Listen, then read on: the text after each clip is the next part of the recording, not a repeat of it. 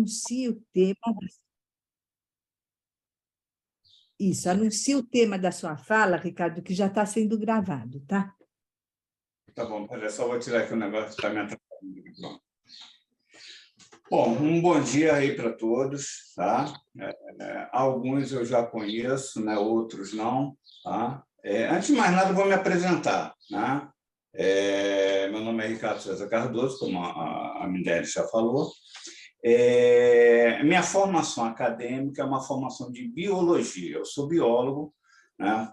Academicamente, eu sou biólogo, mas eu acabei me direcionando para as questões da filosofia, né? Então, o mestrado e meu doutorado foi na área da filosofia, né?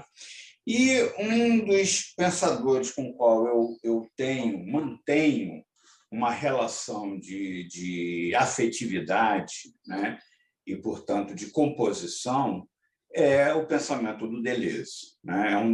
Vamos dizer assim, dos pilares, né? Que sustentam ou que norteiam, né? As minhas questões, né? Quando a Mineres me pediu para fazer essa fala com vocês, né? E me apresentou alguns problemas, algumas dúvidas, né, que surgiram a respeito do problema da relação entre a esquizoanálise e a psicanálise, né? Isso é uma questão que eu vejo já há muito tempo, sobretudo no campo da psicanálise, né? Algumas confusões que são feitas com relação ao pensamento do Deleuze e do Guattari. E é justamente aqui que eu vou nortear essa minha fala. E me parece que a grande questão que é motivo vamos dizer assim, de confusão, né, é justamente a questão do desejo. Eu acho que é o ponto central, né, porque está tanto no pensamento do Deleuze e do Guattari, sobretudo no Antiédipo, e é claro que é uma questão que é fundamental ao pensamento psicanalítico, sobretudo o pensamento freudiano. Tá? Então, vou procurar, né, mostrar, né, onde é que estão as diferenças com relação ao pensamento sobre o desejo. Né? E eu vou fazer aqui vou fazer uma leitura de 3 passagens aqui do Édipo, tá? A edição que eu trabalho é essa daqui, a edição da Imago. Tá? Tem uma outra que é da 33, mas a que eu trabalho das edições brasileiras, é a tradução da Imago. E logo no início, quando eles estão falando aqui, no capítulo 1, que eles falam de máquinas desejantes, tá? Eles colocam aqui: Édipo supõe uma fantástica repressão das máquinas desejantes. E por quê? Com que fim? É realmente necessário ou desejável dobrar-se frente a ele? E com que? O que colocar no triângulo edipiano? Com que formá-lo? A buzina de bicicleta e o cu de minha mãe, isso resolve o assunto? Não existem questões mais importantes? Um efeito sendo dado, qual a máquina que pode produzi-lo?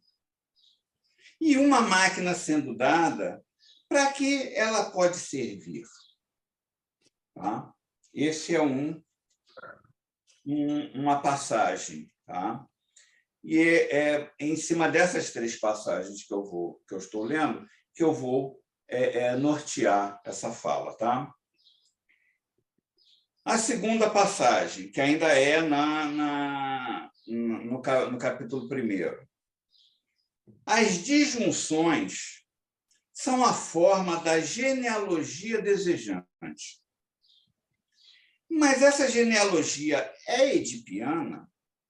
inscreve-se na triangulação de Édipo, o Édipo não será uma exigência ou consequência da reprodução social, enquanto esta se propõe a domesticar uma matéria e uma forma genealógicas que lhe escapam por todos os lados. Tá? E, por último, já no final, o último parágrafo, quando ele fala da esquizoanálise, ou seja, de introdução à esquizoanálise, eles dizem o seguinte: e justamente porque não se trata de ideologia, mas de uma maquinação que põe em jogo todo um inconsciente de período e de grupo. A ligação dessas atitudes com o campo social e político é complexa, embora não indeterminada. O futurismo italiano enuncia realmente as condições e as formas de organização de uma máquina desejante fascista, com todos os equívocos de uma esquerda nacionalista e guerreira.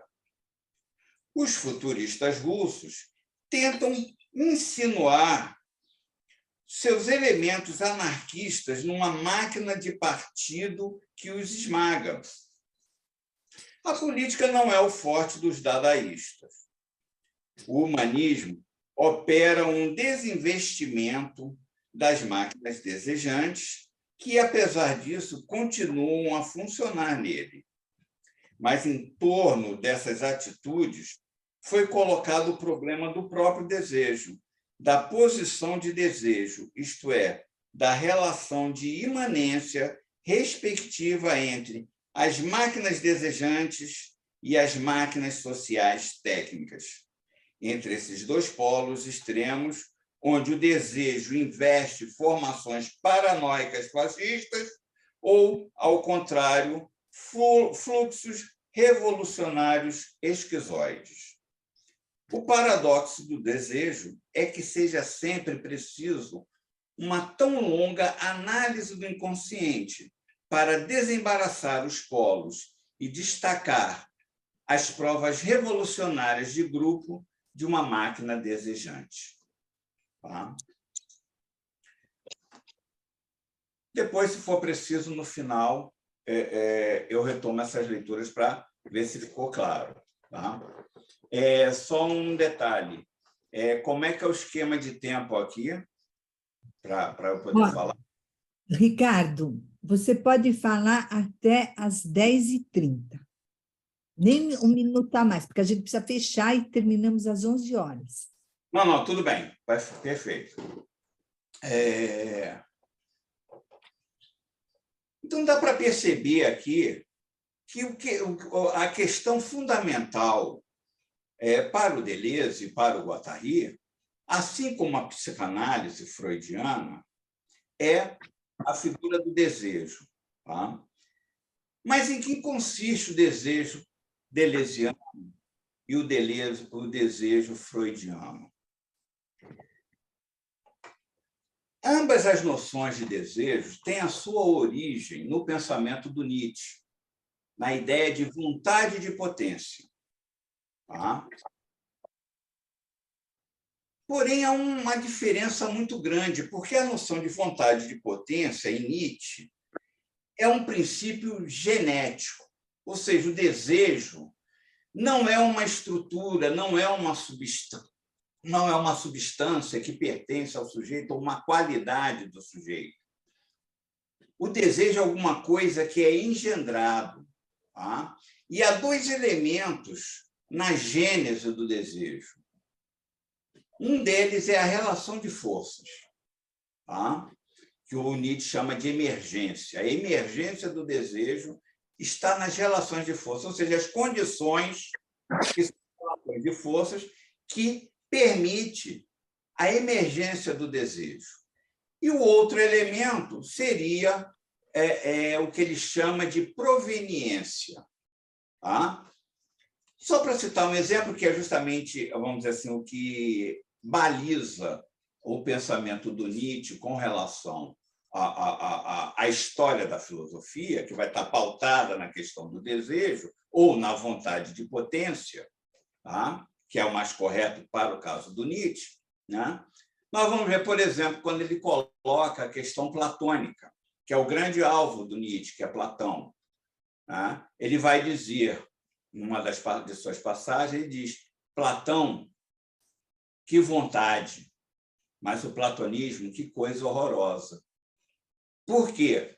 Porque o Platão, por que uma vontade platônica? Por que a admiração do Nietzsche pela vontade em Platão?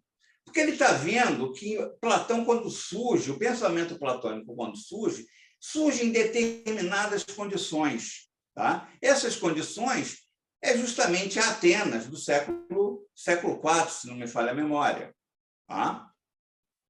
Ou seja, é o problema da democracia, o problema que está pautando as discussões em Atenas sobre o governo da cidade. Né? E nessa discussão começa a surgir a figura, sobretudo, a figura do tirano na prática política. E no campo do conhecimento ou do pensamento, a figura do sofista, que vai alimentar esses políticos que Platão vai chamar de demagogos. Tá? A democracia é o campo fértil para a demagogia. Tá? Ora, ao fazer isso, Platão está se baseando também na sua proveniência, que é uma proveniência aristocrática.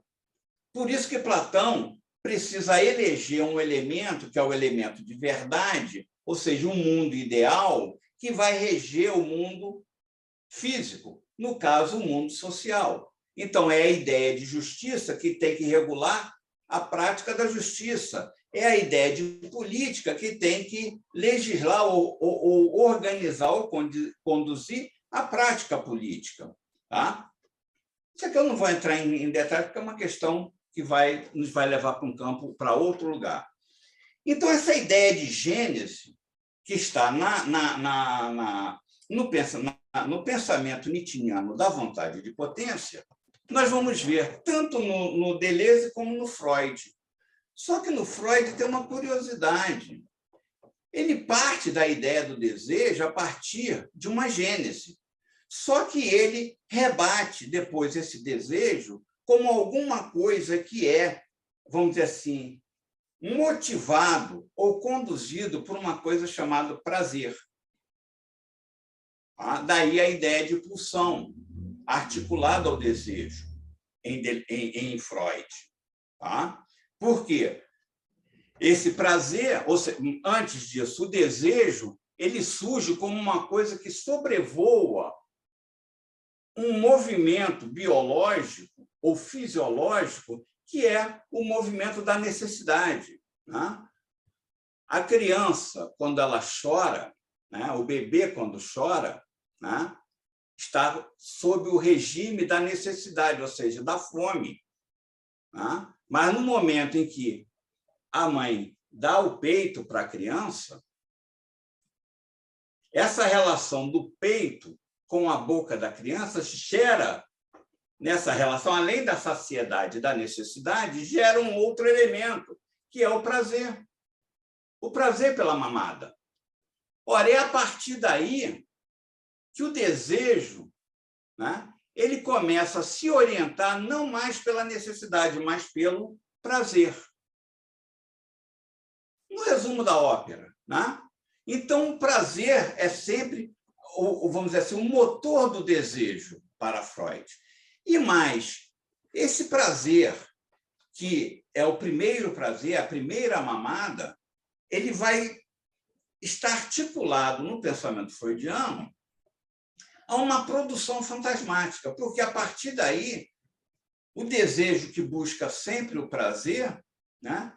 Esse prazer é sempre o quê? O prazer originário. E ele é fantasmático porque ele nunca vai ser preenchido.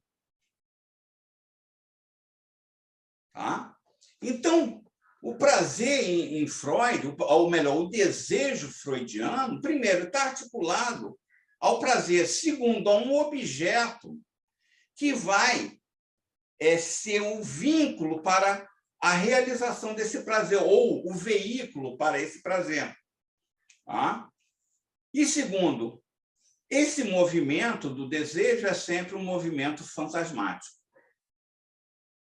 Fantasma, em Freud, também é sinônimo de imagem. Tá? Tudo bem aqui, né? Ora, o Deleuze e o Guattari, quando eles colocam a questão do desejo, tá? Também estão vindo pela via nietzschiana, tá? Só que eles colocam o desejo aqui como aquilo que resulta de uma composição, que eles vão, no antiédipo, eles chamam de máquinas desejantes, ou vão buscar em Melanie Klein a noção de objetos parciais. A boca e o seio. Tá? São objetos parciais. Tá? Ora, essas máquinas desejantes, no momento em que elas se conectam ou se acoplam, o que faz ali é passar um fluxo energético. Esse fluxo energético é o que o Deleuze e o Guattari chamam de desejo. Tá? E é justamente as conexões ou as composições desejantes, tá, que orientam o fluxo do desejo. Por gentileza, alguma dúvida, coloquem aqui para mim, tá? Porque senão eu posso ir para outros lugares. Tá? Então, o que está acontecendo aqui?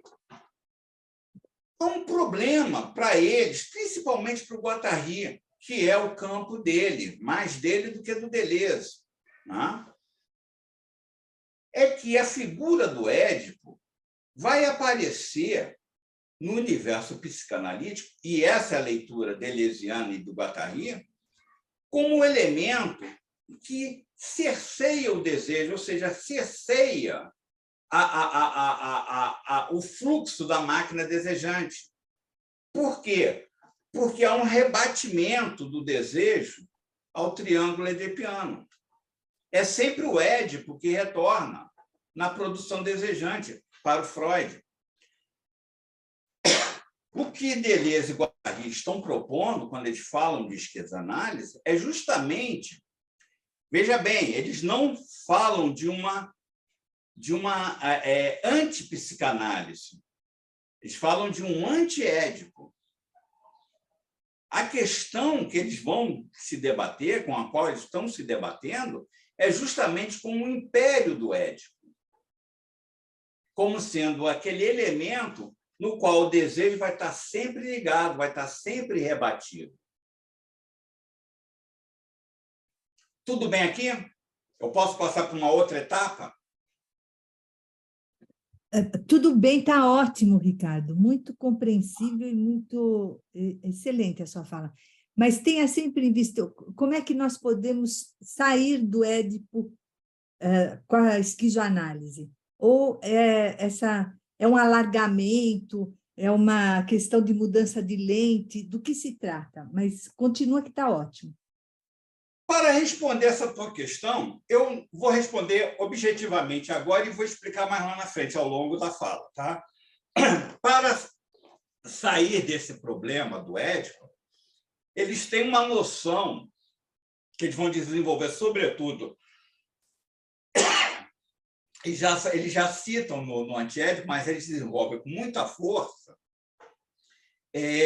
no Mille Platô, que é a noção de linha de fuga, uma fuga do Édipo.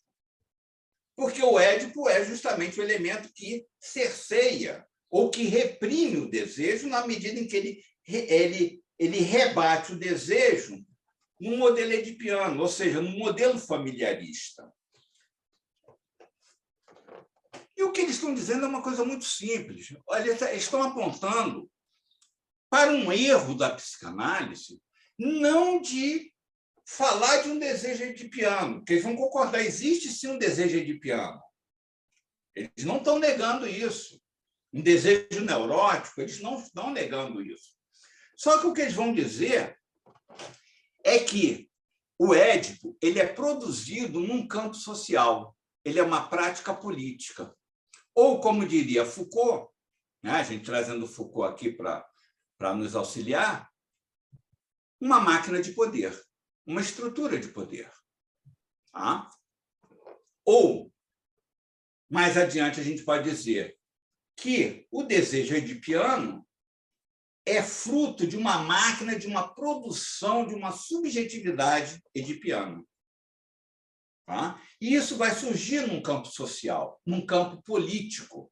Tá? E aqui a originalidade do Deleuze e Guattari, que eles jogam o desejo, eles retiram o desejo da estrutura familiar, que é caracterizada pelo complexo de Édipo, papai, mamãe e eu, né? Que é o triângulo edipiano, e deslocam o problema do desejo para a produção e reprodução social. Olha aqui o papel do Édipo como elemento de reprodução social que eles falam logo no início do antiédipo. Tá? Então, eles estão deslocando o problema do desejo para o campo social. E o que eu estou falando aqui como originalidade? Eles não estão tirando da cachola, não, sabe? Tipo assim, fumaram umzinho e aí resolveram falar de que o desejo está ligado à produção social. Não. Se a gente for parar para pensar isso aí, não sou eu que estou falando, são vários pensadores, o Foucault é um, por exemplo, que marca, inclusive ele tem um texto sobre isso, que marca que o que norteia o pensamento do século XX são três pensadores, é o tripé do século XX. Nietzsche, Freud e Marx. Bom, o Nietzsche já está embutido no próprio pensamento do Deleuze, né? Então, vamos ficar aqui com Freud e Marx. Ora, o que o Freud pensa? Ele está pensando justamente o que? O desejo. Só que o desejo, né, primeiro, é uma produção de fantasma. Segundo, ele está circunscrito à família. No caso, a família burguesa, que eu também já vou chegar aqui. Tá? Como é que vai surgir a família burguesa? No caso do Marx, né, qual é o núcleo central do pensamento do Marx? É a produção. O que está no cerne do pensamento marxista é justamente a ideia de produção. Só que o Marx, quando ele pensa a produção, ele tá pensando a produção capitalista, né? Portanto, uma estrutura social capitalista. Então, eu tenho o Freud com o desejo circunscrito à família e o Marx pensando a produção circunscrita ao campo social. O que o Deleuze e o Guattari, aí é a originalidade deles, quando eles vão pensar o desejo, o que eles fazem? Eles enxertam o desejo na produção. Daí, produção desejante. Eles enxertam o desejo na produção e a produção no desejo. Só que o desejo agora não produz fantasmas. Produz o quê? Práticas reais. Está claro aqui, né? E essa prática real desemboca necessariamente no campo social. É o que vai nortear essa obra aqui, o Antiédipo. É só pegar o capítulo Selvagens, Bárbaros e Civilizados, que eles vão mergulhar direto na produção social, pensando essas três, vamos dizer assim, esses três regimes de organização social: a organização primitiva, a organização bárbara ou imperial e a sociedade capitalista ou civilizada. Tá? Ora, ao jogar a questão do desejo na produção e reprodução social, o que eles estão dizendo é que existe um elemento que é o surgimento do Estado, tá? Que vai justamente operar a partir de um mecanismo que eles vão chamar de captura do desejo. Existe desejo e captura de desejo. O Estado não reprime o indivíduo, não reprime o desejo. O Estado captura o desejo. Ele opera de tal forma para que o desejo trabalhe para ele, Estado. O primeiro movimento do Estado é justamente esse, capturar o desejo. Tá? Com o desejo capturado, o desejo começa o quê?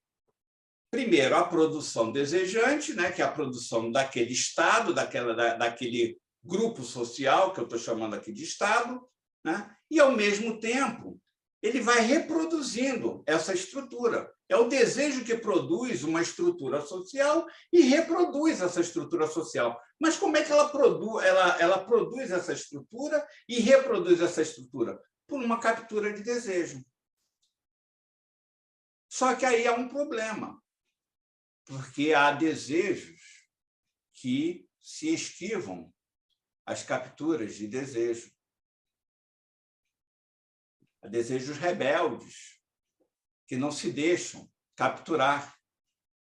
Esses são um problema para o Estado. Seja um Estado totalitário, seja um Estado capitalista. A operação são distintas.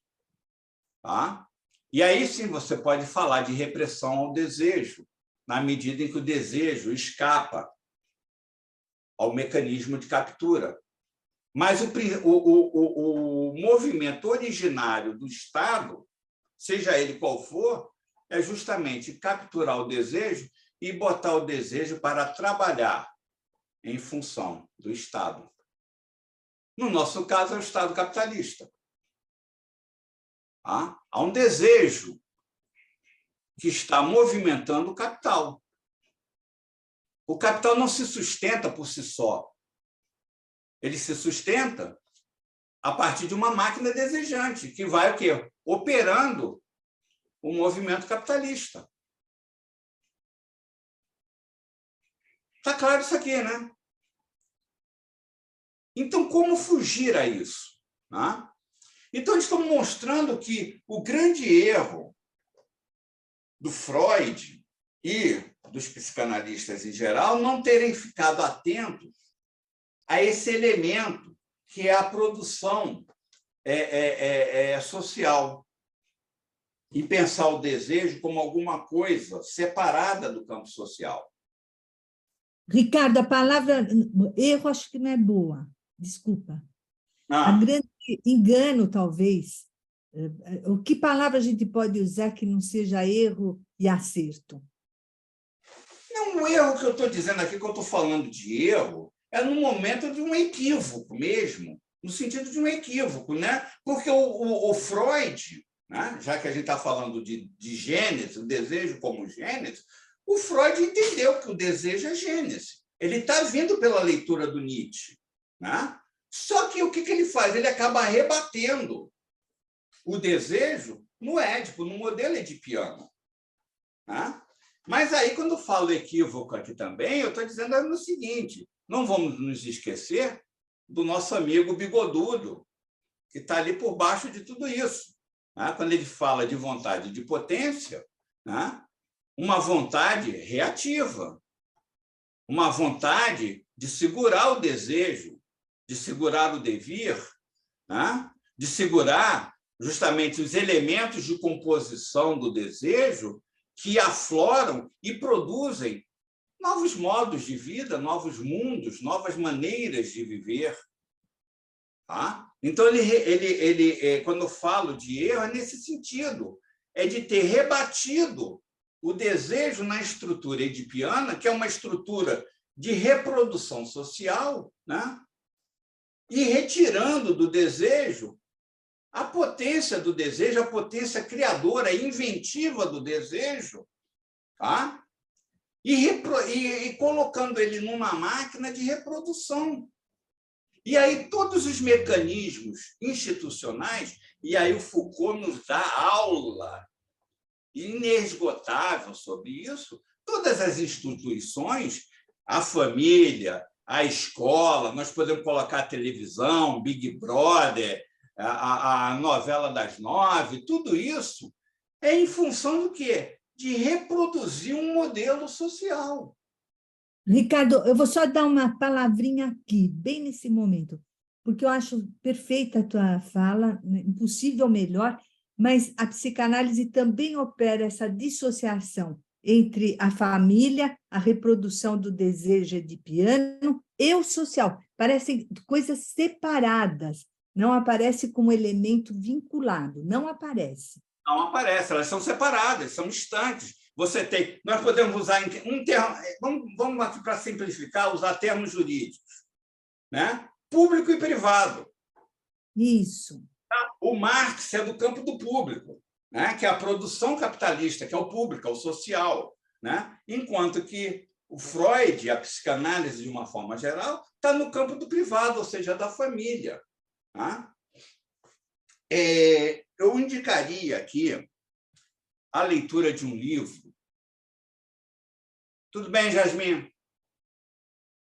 É esse livro aqui, A Polícia das Famílias, do Jacques Donzelot, que é um sociólogo. Tá?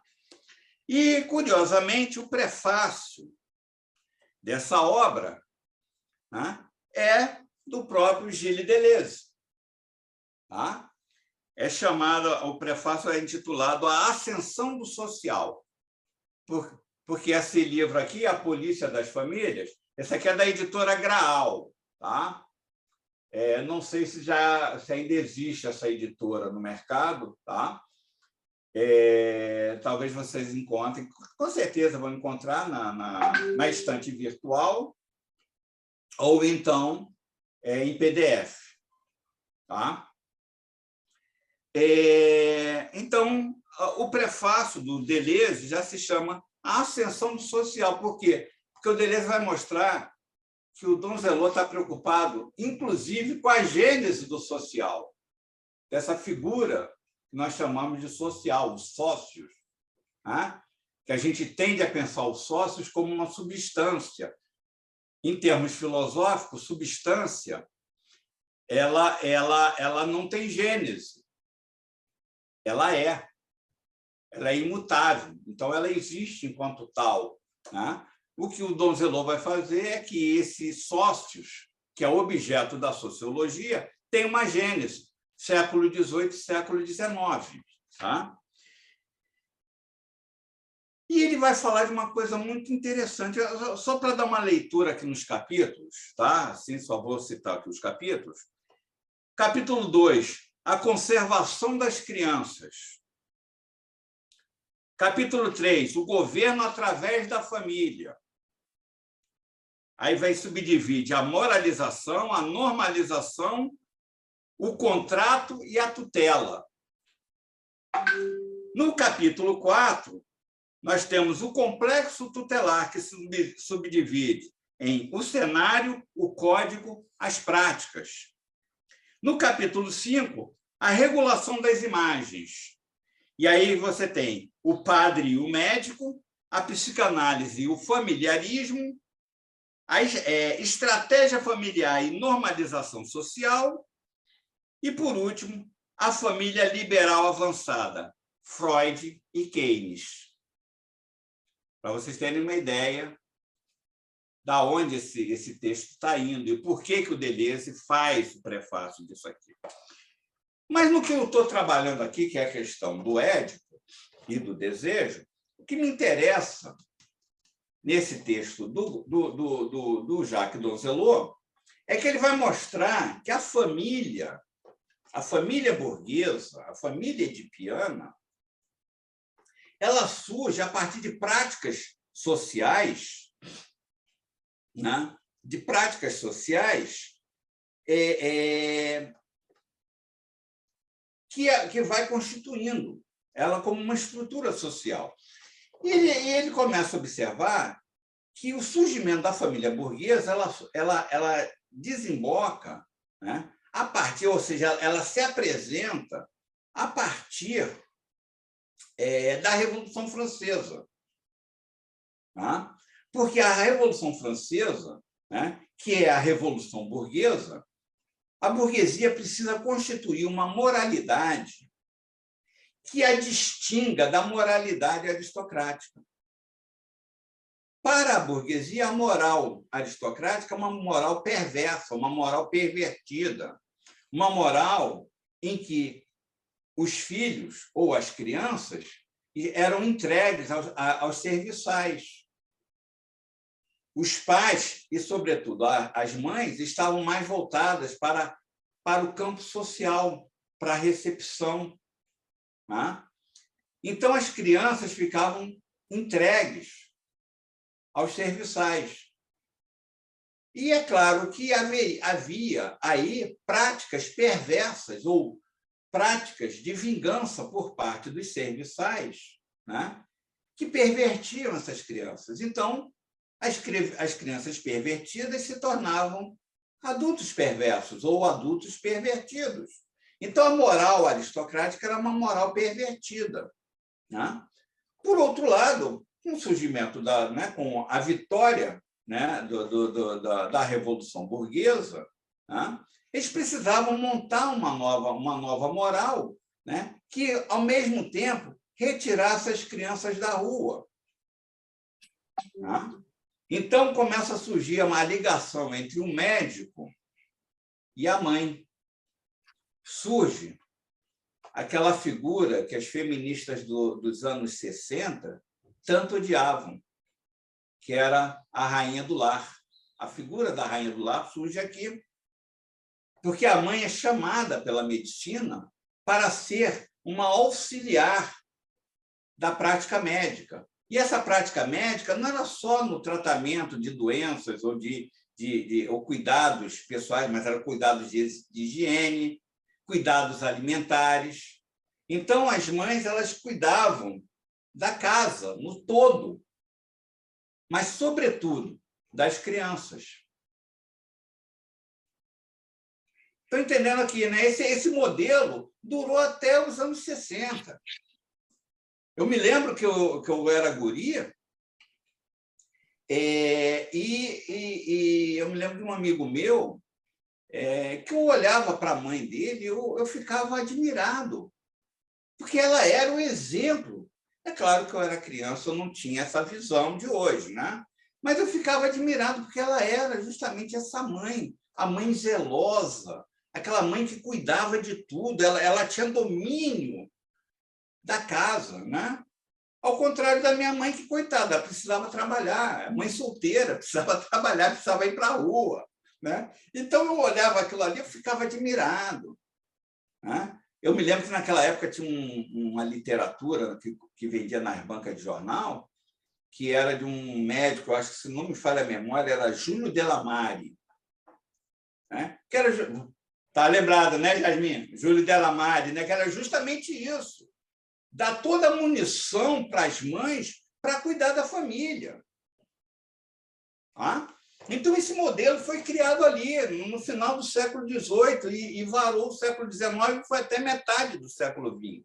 Tá? A partir dos anos 60, as coisas começaram a mudar. Né? O papel da mulher começou a virar outros interesses para o capital. Aqui tem o interesse do capital de formar essa mãe zelosa, né? Que é para formar essa moral burguesa. Tá? Mas, por outro lado, existe também o proletariado que está surgindo ali. Né? E o que acontece ali? Os homens eles eram desregrados. Eles iam para a fábrica, trabalhavam, pegavam o salário e iam para os bordéis, para as tavernas, enchiam a caveira de cachaça, né? Pegavam as mulheres, né? A consequência, naquela época não existia camisinha, não existia anticoncepcional, né? Então, a consequência qual era? Gravidez. Então, as mulheres da população, né? As mulheres pobres, elas se tornavam o quê? Mães, né? Só que os homens não tinham o menor compromisso com nada. Eles só voltavam para a fábrica quando acabava o dinheiro. Então, isso gerava o quê? Um problema. Primeiro, falta de continuidade na produção. Segundo, porque eles chegavam bêbados para trabalhar, botar uma máquina que é cara, né, na mão de um bêbado, tu fica assim, peraí, o cara vai estragar aqui a minha máquina. Então, tinha todo esse problema. E, por outro lado, como geravam uma prole sem paz, sem orientação nenhuma. E o que é pior, essas mães, quando as crianças nasciam, elas tinham duas saídas. Ou elas matavam a criança no mesmo dia, né? Asfixiavam os bebês, e aí o índice de mortalidade na época... Isso aqui é o Dom Zelot, tá? Não sou eu, não. Tá? É o Dom Zelot falando. O índice de mortalidade ali era muito alto. Por quê? Porque as mães matavam os bebês e diziam com uma calma, com uma naturalidade, Deus deu, Deus levou. Ou então, o que elas faziam? Elas colocavam os bebês na roda. Não sei se vocês sabem o que é a roda. A roda era um instrumento que tinha. Ainda no século XX, ainda tinha muito isso. Nos orfanatos religiosos, um dispositivo que a pessoa colocava o bebê, a mãe colocava o bebê na roda, tocava a campainha, e lá dentro do orfanato, as freiras rodavam a roda, né, e recolhiam a criança. Então, ninguém sabia, né? A mãe ficava no anonimato. Então, eles botavam as crianças na roda, e no dia seguinte, elas iam no orfanato e recuperar a criança. Só que elas recuperavam a criança não como mães, mas como ama de leite. Por quê? Porque o Estado francês pagava para a ama de leite. Então, o Estado francês sustentava a ama de leite. Então, isso era um prejuízo para o Estado francês, né? E aí, o que eles fizeram? Tiveram que fazer? Articular.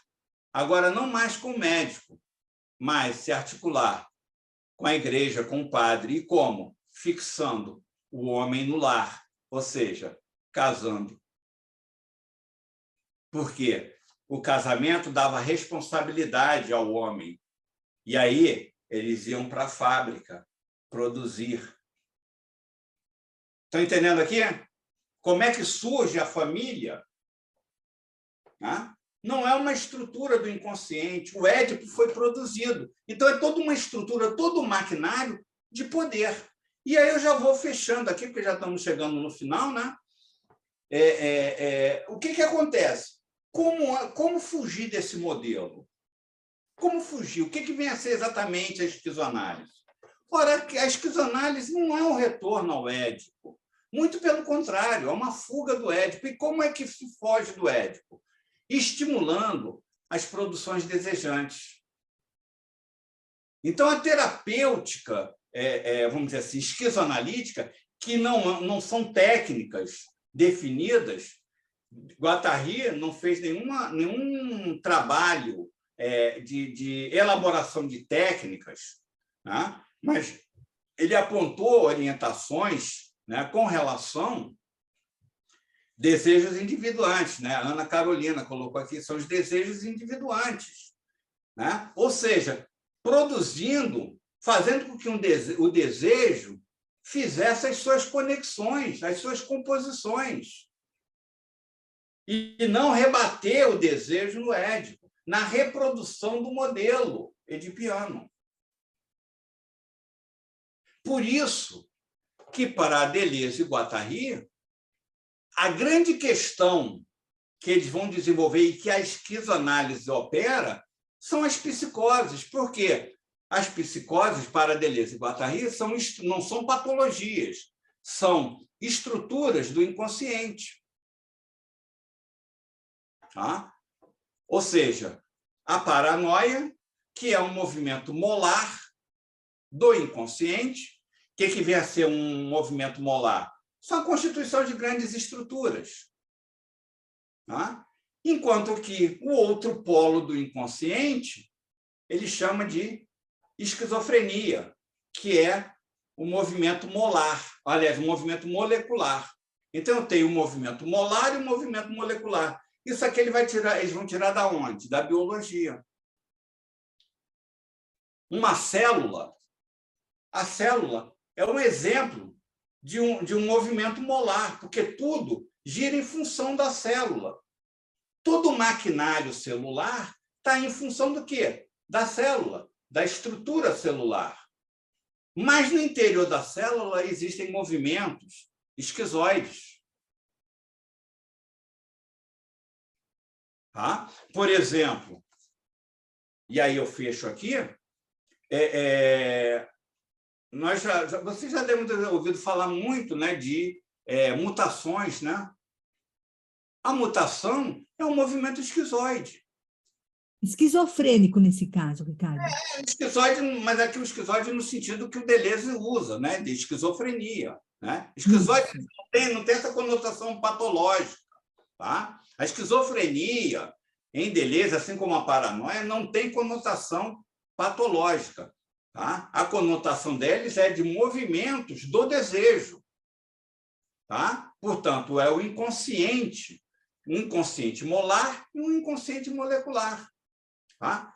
E aí, o que nós vamos ver? Por exemplo, isso os biólogos não cansam de nos mostrar, que no período de divisão celular, que é a reprodução celular, a célula está mais suscetível ao quê?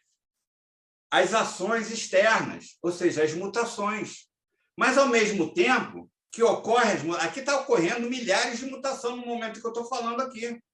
Tá? Mas acontece, por que eu não me desintegro? Porque existem mecanismos na própria célula que restauram a estrutura molar, ou seja, a estrutura celular.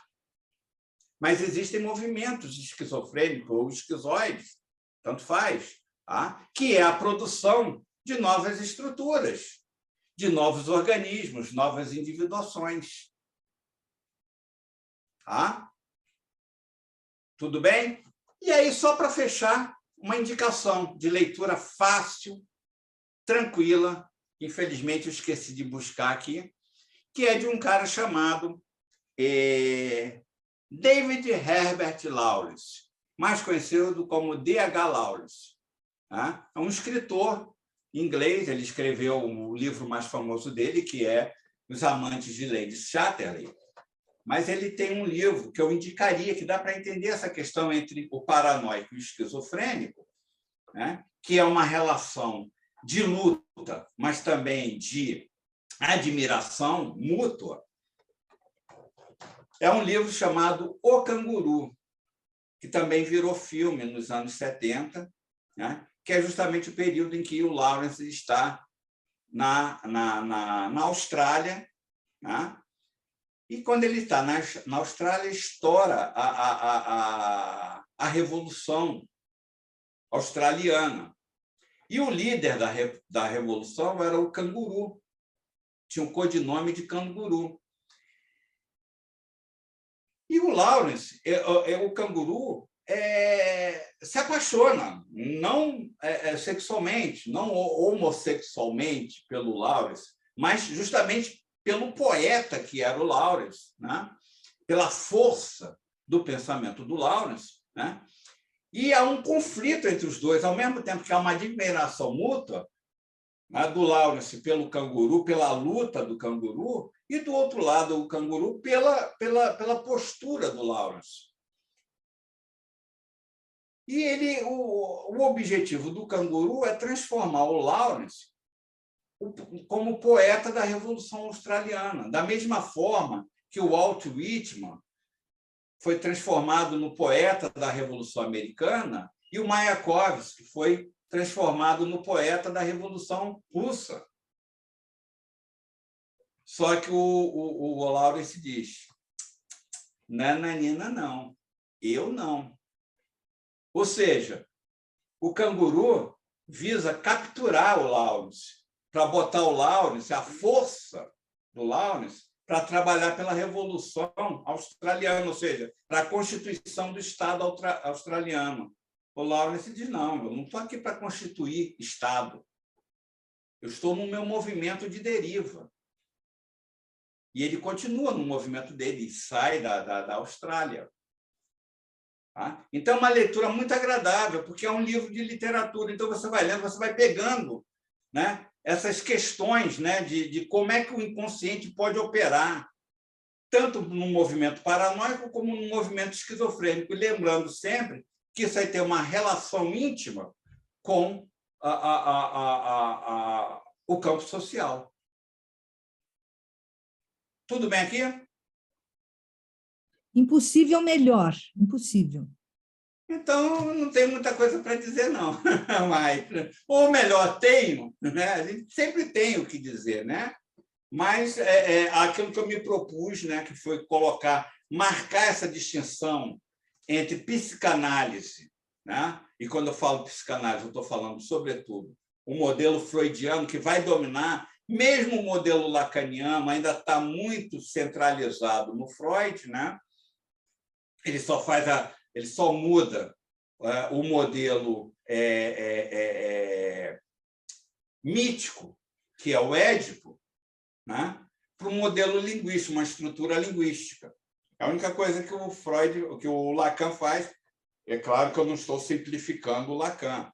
Né? O Lacan tem muita potência de pensamento ali. Mas, resumindo, é basicamente isso. Ele mantém o mesmo modelo. Ele vai pensar a partir da estrutura linguística, ele vai pensar o Édipo, como é que se instaura o Édipo, como é que se mantém o desejo dentro da estrutura edipiana. Né? Ora, Deleuze e Guattari, sobretudo Guattari, que é a questão dele, é a clínica, né? É justamente tirar do desejo esse fantasma real, não um fantasma imaginário, é um fantasma real, no sentido que vem para capturar o desejo e reduzir o desejo à estrutura edipiana, a sua estrutura, que é a estrutura edipiana. Tudo bem aqui, né? E agora, o que eu faço, Minério? Me retiro? Olha, eu não sei bem, porque foi tão boa a sua compreensão, que eu ficaria aqui o dia inteiro te escutando. Mas eu acho que a gente precisa voltar para o grupo para saborear a sua fala. Saborear mesmo. Tá bom. Né? Você não resolveu nada para nós, mas você enriqueceu muito, muito as questões. Mas eu não, como dizia o Chacrinha, eu não vim aqui para explicar, eu vim aqui para confundir. Sabe? Não é porque essa que é a função do pensamento. O pensamento ele traz problemas, ele traz questões. A ciência, ao contrário, a ciência ela traz o que? Soluções. Né? A ciência está em busca do quê? Da solução da Covid. A filosofia não vai trazer a solução para a Covid, ela vem pensar a Covid. Está entendendo? Então, Ricardo, mas eu quero encerrar agradecendo muitíssimo, te convidando para voltar. Seguramente as pessoas vão falar, ele tem que voltar. E, assim, garantindo para você, foi uma das melhores aulas que eu assisti, sua, inclusive. Talvez tá bom. Mais preparada, mas você também está mudando e está aprofundando as coisas de uma maneira assim muito aguda para a gente.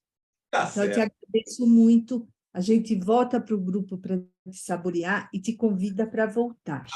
Então, eu vou voltar para o meu trabalho, meus afazeres domésticos, então, porque sábado é o dia de fazer trabalhos domésticos. Obrigado, Ricardo. Obrigada, Ricardo. Muito obrigada, foi maravilhoso. Obrigada. Tá bom, eu que agradeço a atenção de vocês, tá bom? E é isso aí, eu estou disposto a qualquer oportunidade, né? Estamos aí de volta. Tchau, tchau. Tchau, querido.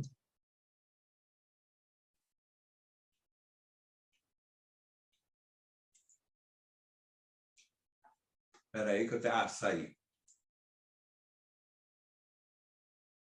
Pessoal, foi maravilhosa essa aula. Para mim foi maravilhosa e acho que vocês também. Para mim, assim, se elucidou muito uma questão que eu persigo há muito tempo, né? mas que eu não tinha agudeza para a formulação, que é a separação entre o privado e o público, né? Quer dizer, a psicanálise insiste em operar no privado e não tem nada a ver com a sociedade. Isso, para um sociólogo, tenho base de sociologia, né? Minha primeira formação, é uma coisa assim muito difícil, né? Porque o indivíduo está mergulhado no social. Ele, na verdade, a ideia hoje ficou muito clara, né? A ideia do desejo edipiano é de reprodução social. Então, ela é a base da própria sociedade. Mas a psicanálise inteira fala o contrário, né? Nós temos que trabalhar o privado, a pessoa, né, na sua singularidade, na sua relação familiar, para depois essa pessoa que pensa agora, e que pensa muito melhor, que tem uma mente povoada, ela pode fazer um novo contrato social. Então, é bem um pensamento moderno. Para mim, ele elucidou muito essa questão. Mas eu quero ouvi-los. Eu quero ouvir o Diogo, não só principalmente, mas entre outros, porque a gente estava formulando a questão, eu e ele, né, de se tem... assim, se o que nós ouvimos do João Pentanha, que é um discípulo privilegiado da Sueli Ronick, era alargamento, era uma expansão da esquizoanálise, o que era, afinal, o desejo. Bom, eu passo a palavra, já falei muito, estou ultra satisfeita, e acho que essa aula gravada precisa ir para o YouTube, porque ela está maravilhosa, e precisa ir para o Compondo com Gaia para as pessoas usufruírem, porque realmente foi uma maravilha. Passo a palavra para vocês. Para o Pedro Perússulo, tá certo? Para a Vivi, para a Jasmine. Vocês falem, por favor.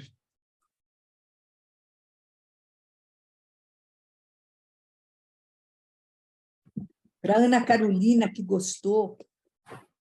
Eu fiquei com uma provocação aqui, gente. Eu vou dividir para ver se a gente consegue pensar. A impressão que me deu, quando o Ricardo demarcou muito bem a diferenciação do desejo da psicanálise para o desejo na esquizoanálise, enquanto um desejo na esquizoanálise que é inscrito na radicalidade social, é que uma das coisas que o Ricardo está contando para a gente é que a esquizoanálise não é uma proposta metapsicológica. E eu queria dividir isso com vocês para a gente consegue pensar. Me deu a impressão de que ele está falando que a esquizoanálise ela não pode ser metapsicologia. E talvez por isso a gente não possa aproximar e chapar psicanálise e esquizoanálise como coisas do mesmo balaio.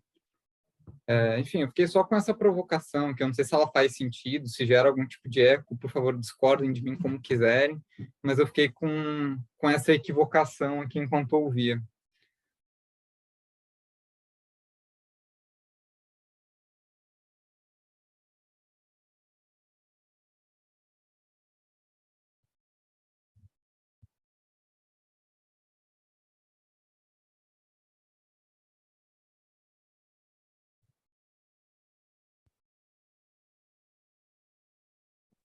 Eu vou partilhar um pouco o que ficou para mim, que eu acho que tem um gancho nisso que você falou, Pedro, que é o antiédipo muito linkado, veio para mim como aquela coisa da sociedade contra o Estado, sociedades contra o Estado do Pierre Classe. E como sendo o Édipo o Estado, né? Como o Ricardo falou, assim, essa formatação social de produtores, né? De trabalhadores, de operários do Estado, e como o antiédipo, a esquizoanálise como uma procura às linhas de fuga que levam que funcionam como um radar para entender aonde o indivíduo, onde tem um desejo que não foi capturado pelo Estado. É mais, eu entendi, né, e quero muito ouvir vocês, como sendo uma escuta para onde o desejo não foi capturado. E nesse lugar que você trouxe da metapsicologia, parece que tem eu sinto no ar. Eu não sei dizer como, mas eu sinto no ar como se tivesse uma resistência para uma metapsicologia, porque um caminho para a metapsicologia seria justamente uma formatação a favor de um Estado. E é justamente isso que não se quer. É como se fosse uma coisa meio zapatista, sabe? Não sei se faz sentido ou se está numa... Não, é bom. Alisson, como você está inteligente! Eu quero ir tomar café na sua casa. Maravilhosa a tua formulação, realmente muito boa. Só, Diga, diga. não, só em cima do que a gente tá falando mesmo. Como juntar metapsicologia e política, né? Essa é a questão que fica difícil de engolir, né? E pelo que eu estou entendendo aqui, a esquizoanálise não tem como não ser política, ela é política na raiz, né? Ela coloca a crítica de cara, né? É uma coisa. Não sei muito como levar isso para a clínica, acho que é uma questão para ficar aqui que ainda, né, ainda falta pensar, é isso, como é que você exerce uma clínica? Política de base, né? E se isso é compatível com metapsicologia ou não, né? Olha, eu vou dar uma pitada aí. Achei a pergunta do Pedro Perussolo muito boa, né? Porque ela levou para o desdobramento do Alisson e do Diogo. Ou seja, não é possível formalizar a esquizoanálise numa metapsicologia, isso é contra ela. Mas o que seria? Porque o que eles estão propondo são as linhas de fuga do Édipo, né? Então, o que seriam as linhas de fuga do Édipo? Eu vou falar como eu faço. Depois, um oferecimento para o grupo. Eu penso que o Édipo é muito importante na clínica, muito importante. Só que eu desconfio dele. Então, a minha escuta, ela passa por uma desconfiança. Porque eu sou socióloga, porque eu entendo a reprodução social que eles estão fazendo, não teria sabido falar com as palavras do Ricardo, mas eu desconfio dele. Então, claro que na desconfiança já é a abertura das linhas de fuga, desse desejo centrado. As várias psicanálises que eu fiz, e aí é uma confissão pessoal, as várias psicanálises que eu fiz me centraram no Édipo. E eu quase fiquei louca. Por quê? Porque eu quero linhas de fuga. Então, foi muito desastroso. Eu não posso fazer uma psicanálise clássica. Ela me enlouquece. Então, eu diria isso. Olha, na clínica, se você não confia no centramento do Édipo como a solução planetária, você já está abrindo para linhas de fuga. Não sei se fui feliz na resposta, mas eu acho que é um começo dela, né? Um começo. Por isso eu só gosto muito do pluralismo, porque as várias lentes me permitem a desconfiança. Eu acabo sempre na diferença, né? Então, só isso eu acho que é uma dádiva. Mas vamos abrir de novo para o debate, que está muito bom. Eu vou colocar uma outra questão ao lado da questão que o Diogo colocou. Quando ele se pergunta se é possível fazer uma metapsicologia que seja política, talvez a gente possa se perguntar também se é possível fazer uma metapsicologia à esquerda politicamente, na noção de esquerda do Deleuze. Porque a gente tem a ideia de linha de fuga de novo, né? O Deleuze, no abecedário dele, vai falar que nenhum governo pode ser de esquerda, porque um governo já é capturado pelo Estado. Então, talvez a gente possa se perguntar se é possível uma clínica à esquerda, nesse movimento contra o Estado aí que o Alisson falou de novo. E o Deleuze tem a interlocução dele com o Pierre Clastres, inclusive, né? Então, assim, eu acho importante a gente pensar essa coisa toda. Eu acho que é sim possível fazer uma metapsicologia que seja política, mas talvez seja interessante a gente se perguntar se é possível uma metapsicologia à esquerda. São questões diferentes, me parece.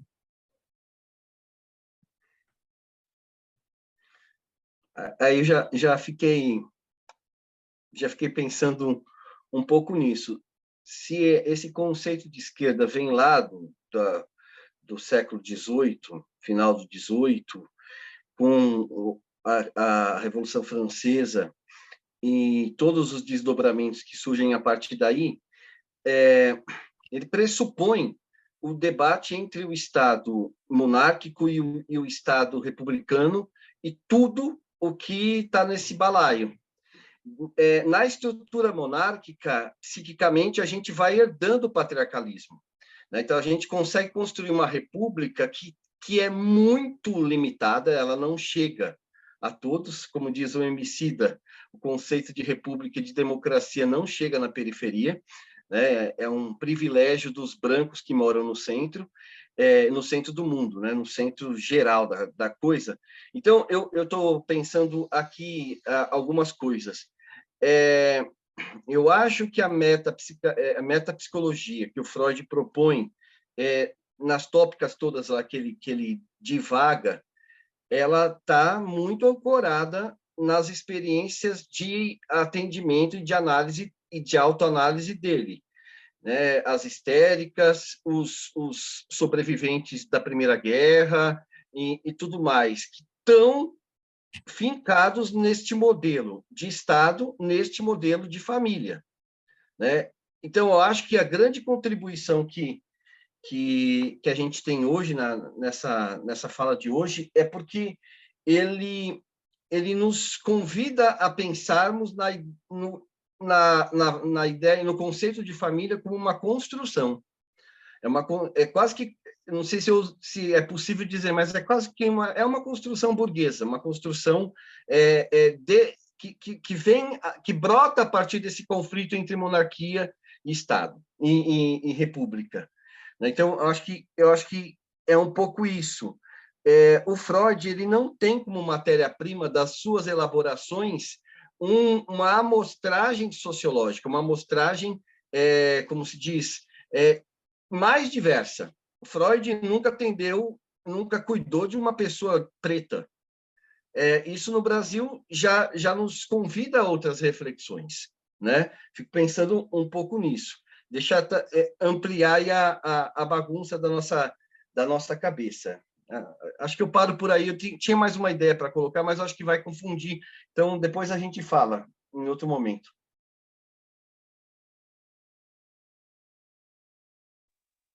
Eu sinto um caminho para nessa coisa contra o Estado, como o Édipo essa coisa da produtividade, né? Esse núcleo familiar que produz melhor, que trabalha melhor e que obedece melhor. Eu acho que na clínica a esquizoanálise vem para aguçar o faro para as patologias, sabe? Para aquilo que tira o indivíduo da produção como produtor. Então, na hora que começa a dar defeito no casamento, na família, na religião, na sociedade, na produção, como operário, ele começa, a hora que começa a não obedecer da forma correta, acho que é aí que é a brecha da esquizoanálise, da escuta, de não tentar readaptar o sujeito para a produção, mas de dar ouvido a esse desejo, né? Como o Ricardo falou, esse desejo dessa máquina desejante que quer desejar apesar do Estado, sabe? Uhum. Parece que assim,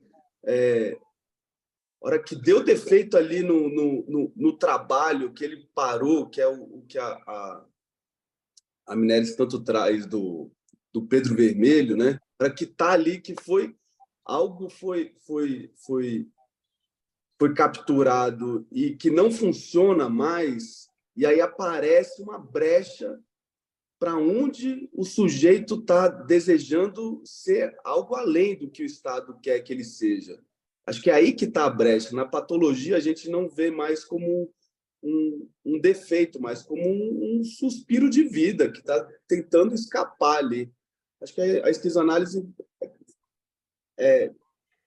eu sinto, né, que propõe um ouvido aguçado para isso, para falar, não, o que está surgindo aí? Não vamos tentar sair dali, aí a gente, o terapeuta, né, dá a mão e fala, não, vamos sustentar aqui isso que a gente chama tanto de defeito, de doença, ou de problema.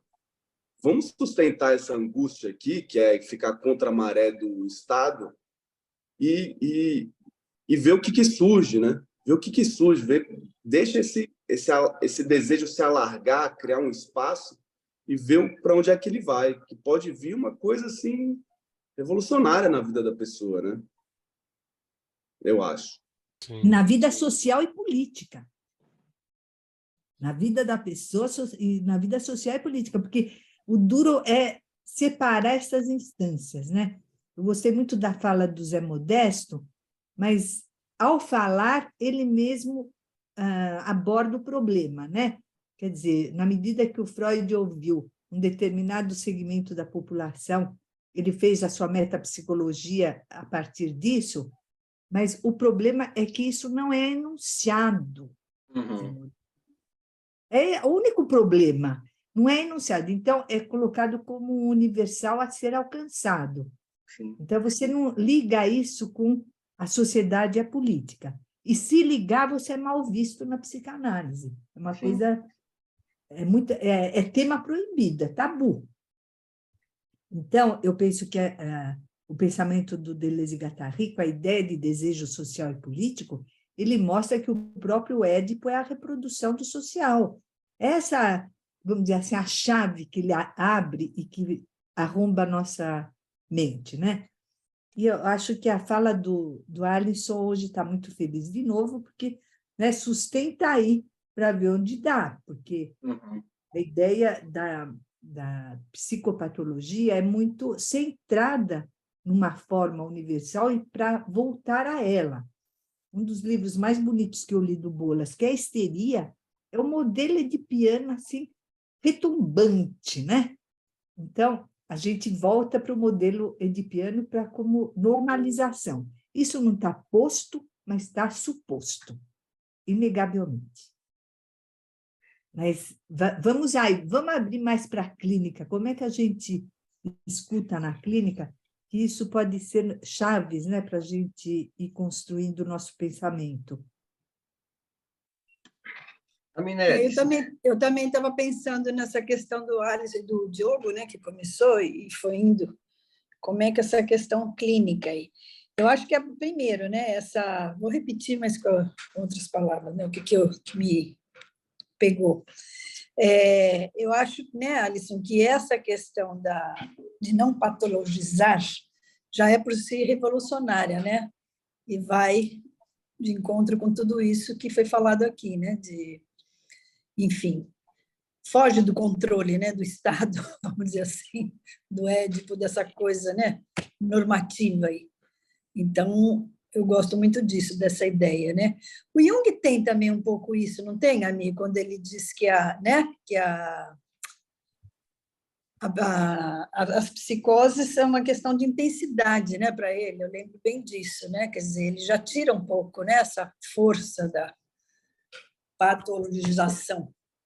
Eu penso que o Jung, que é romântico e nietzscheano, ele nunca separou, nunca, o indivíduo da sociedade e da política. Ele não separa a individuação da sociedade e da política. Sim. Então, esse elemento é completamente diferente da construção freudiana no mal-estar da civilização.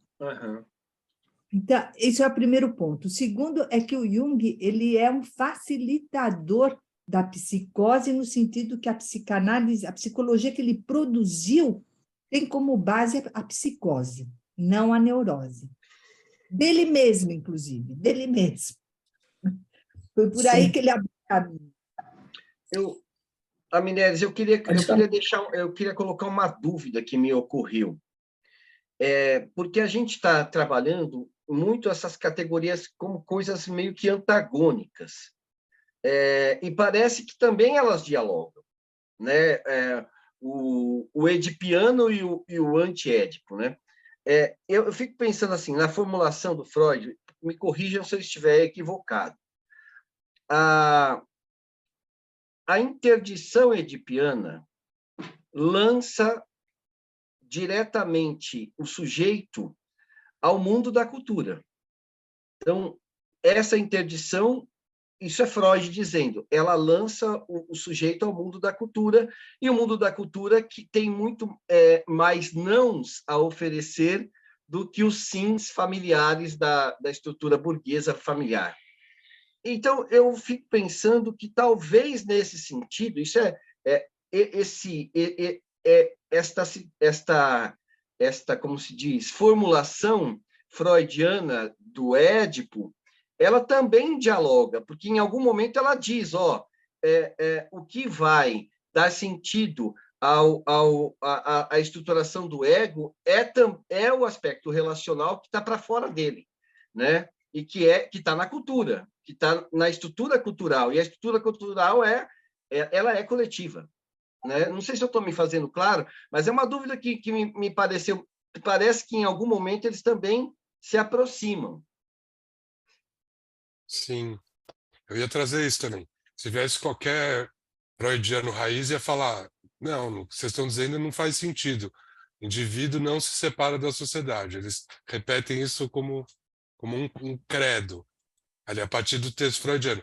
O que não quer dizer que a clínica e toda a tradição da psicanálise não deixa de centrar no indivíduo, que é o que ela faz, nossa objetividade e tal.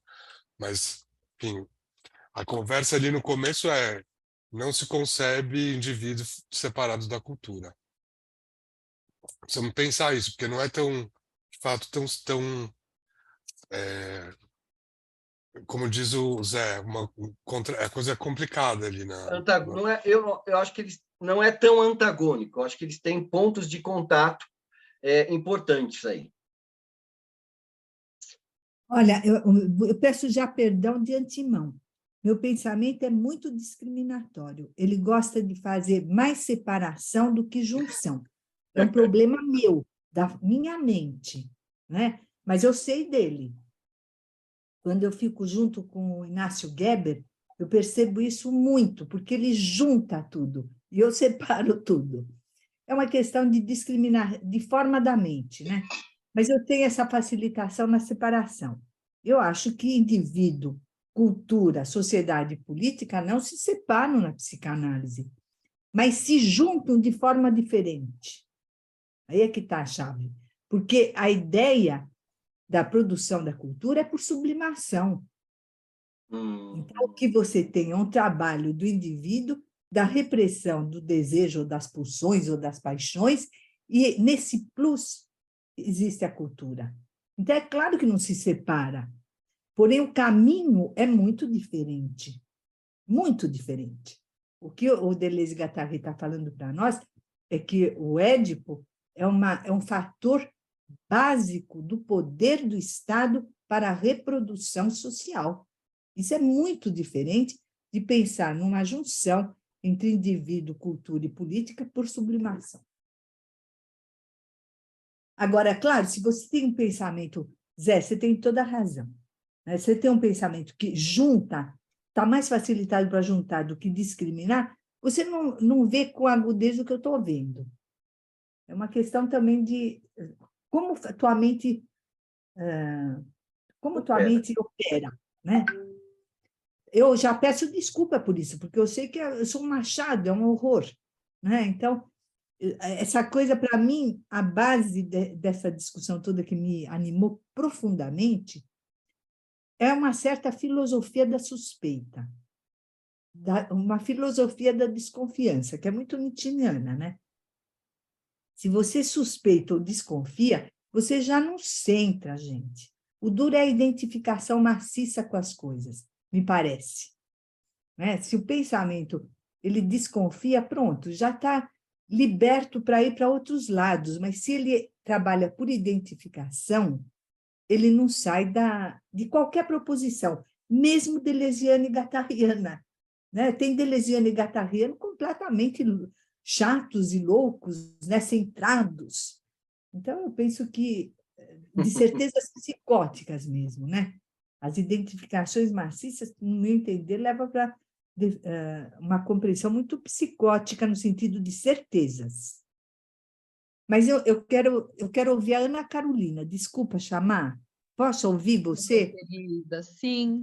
Eu estou aqui pensando que uma das grandes declarações da psicanálise, uma das grandes funções é o enquadramento, né? Assim, essa coisa das grandes explicações, do lastro, da localização, da onde vem, né? A questão interpretativa, ela é extremamente normótica, ela é extremamente fixada também, limitante, né? E eu acho que esse é, de certa forma, também um desdobramento do papel político, né? Político do capital, político do controle, né? E a gente faz isso, porque dentro da psicanálise é muito isso que a gente oferece a quem chega. Uma pequenez, eu acho, né? Eu fico sempre pensando qual é o tamanho desse paciente que me chega, né? Eu sempre vejo todo o meu paciente enorme, assim, cada dia uma descoberta, uma potência futurística, assim, sabe? Do vir a ser, desse lugar, e que é o contrário do que a gente fala, né, dentro da psicanálise, né, essa coisa de dar uma resposta, de dar uma possibilidade de enquadramento. Não sei, estava pensando nisso aqui, né, e queria também compartilhar que, ultimamente, na minha clínica, tem uma coisa que tem me chamado a atenção, que eu não sei se isso foi sempre, mas eu consigo localizar mais ultimamente, esse desejo pelo controle, né? Quando aparece o desejo do controle nas falas, nas narrativas, no movimento do meu paciente, isso me chama muito a atenção. E aí eu estou muito não é crítica ao controle. Na hora que isso aparece, eu sempre fico com esse olhar do para que querer controlar tanto, se não é uma réplica, né, dessa questão de organização que a gente vive, controladora, enfim. Então, na minha prática, isso me chama atenção quase como uma provocação. Na hora que aparece o controle, me vem algum desejo de lidar com a quebra dessa necessidade, né? Claro que eu não respondo ao meu desejo desse jeito, mas estou compartilhando com vocês o que vem me chamando a atenção e que eu entendo que é uma luta da liberdade, né? Sei lá, ficou muito confuso, mas eram essas coisas que eu estava pensando aqui. Ana, só não entendi se Não você está ficou dizendo... confuso, não. Eu acho que ficou bom, Ana Carolina, é a servidão voluntária em si mesmo, né? A ideia do desejo fascista em nós mesmos, por onde começamos a aula. Desculpa, Diogo, fala aí. Fala, Diogo. Eu só fiquei na dúvida se ela estava falando de desejo de controle que ela escuta nos pacientes ou nela mesma, ou as duas coisas.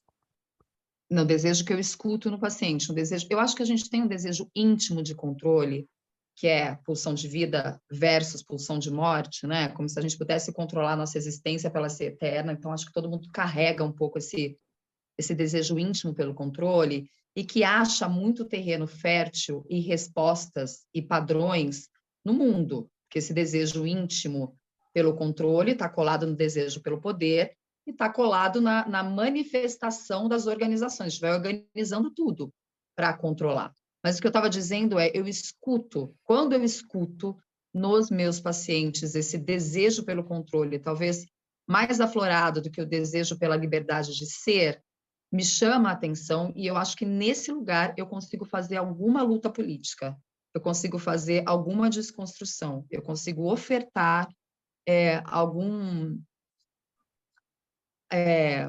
quebra de alguma abertura existencial ali. Ficou mais claro? Ficou mais claro, eu acho que ficou bem claro. A Cris não quer falar, Cris? Se é que ela está aí? Olá, bom dia. Bom dia, querida. Não, eu adorei. Eu fiquei pensando assim, como sempre, na potência revolucionária dessa clínica, né? Então, na verdade, fiquei escutando mais atentamente, né? Porque, como eu falei, assim, eu não domino muitos conceitos, né? Da esquizoanálise e tal, então eu fiquei mais prestando atenção mesmo nas coisas. E, enfim, espero que a gente possa ter um outro encontro para explorar a potência, né, desse trabalho e como ele pode nos ajudar, né, enquanto potência revolucionária, enquanto, né, transformar nossa clínica num espaço, né, em conjunto com as outras clínicas e com o movimento social, que é no qual eu acredito, a gente também dá conta de uma mudança de mundo, né, que é o que me interessa mais, na verdade. Eu vou pegar carona na Cris. Nós estamos no nosso horário, acabou, 11 horas. Vamos voltar a ouvir a fala do Ricardo e na próxima semana nós continuamos essa deliciosa discussão, porque está ótima e eu acho que foi realmente uma manhã muito boa, muito enriquecedora. Agradeço muitíssimo ao Ricardo e sei que vocês também agradecem. Foi muito bom, muito obrigada. Eu me retiro, tá? Porque eu tenho compromisso, tá bom?